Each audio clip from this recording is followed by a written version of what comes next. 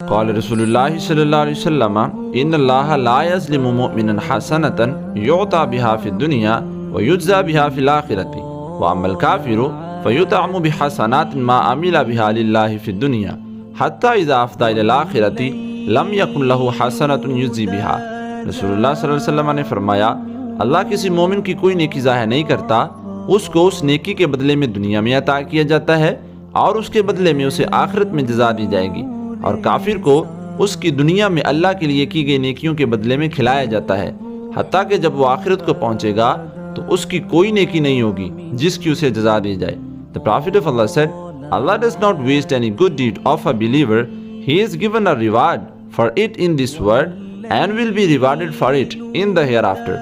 And the disbeliever is fed in return for the good deeds he did for Allah in this world, until when he reaches the hereafter, he will have no good deed for which he will be rewarded.